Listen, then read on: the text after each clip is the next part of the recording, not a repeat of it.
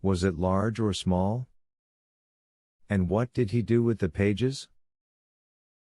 He threw them down, either onto the floor or into his wastebasket. I know there is one there. And it seemed an ordinary-sized book.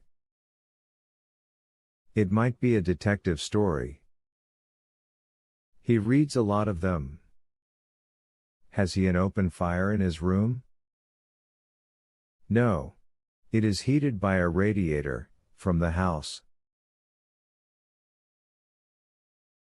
I thought even Jim was puzzled by his intensity and the speed of his questions.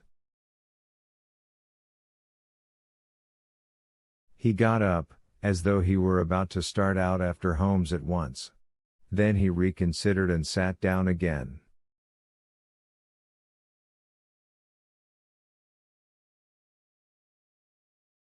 That will keep, he said. Either he's burned them already, or he'll dispose of them early tomorrow morning. If they're gone, they're gone. If not. He did not finish this, but sat drawing at his pipe and thinking. Just what do you know about this man? He asked at last.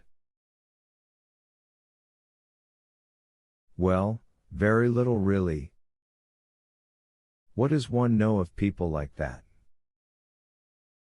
I believe he bootlegs for George Talbot and Brian Dalton now and then, although Mother doesn't suspect it.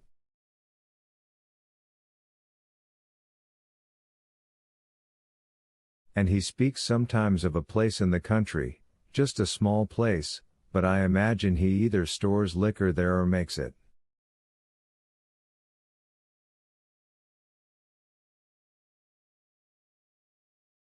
You don't know where it is? No. He seemed to consider that too, but the next moment he startled me.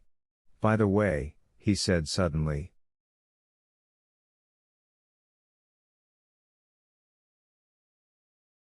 Did you by any chance ring up the Lancasters last night, about 2 hours after I left you?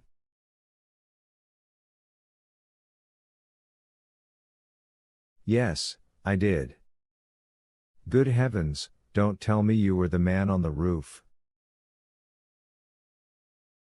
He smiled and shook his head. No, but I was the man on the ground if you happened to see me. You scared him away, you know. That telephone bell did it. What did Margaret Lancaster say when she came down to the front porch? I told him that the cedar room trap was closed and the ladder in its place, and he nodded thoughtfully.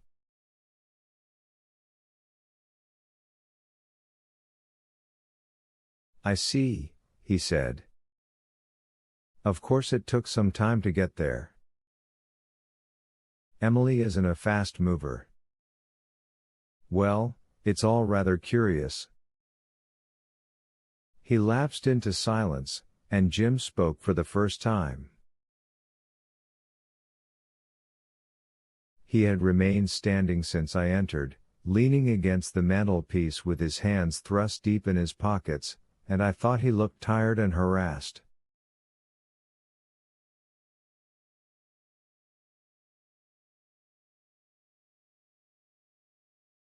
Thanks a lot about the glove, Lou, he said rather awkwardly. It's mine, of course, or was, although I don't know how it got into that house, or when I saw it last.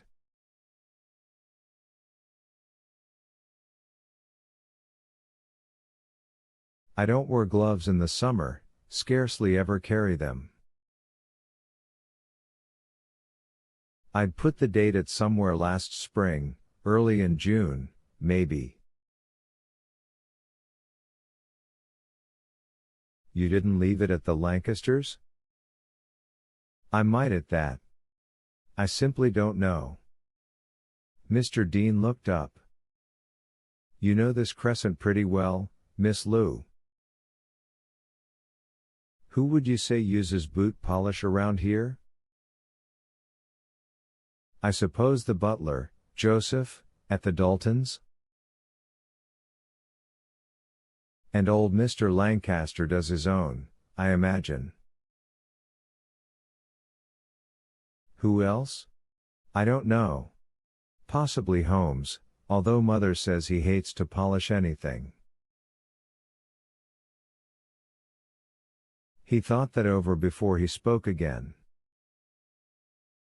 Well, he said, of course we need the other glove, but I'd say the chances are 2 to 1 against our finding it.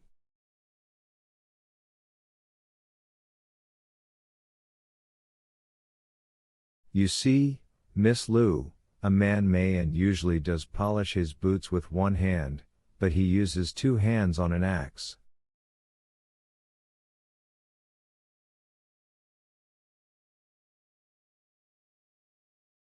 He's got 2. And that's why we want the second glove. It was after that he asked me about the crescent itself.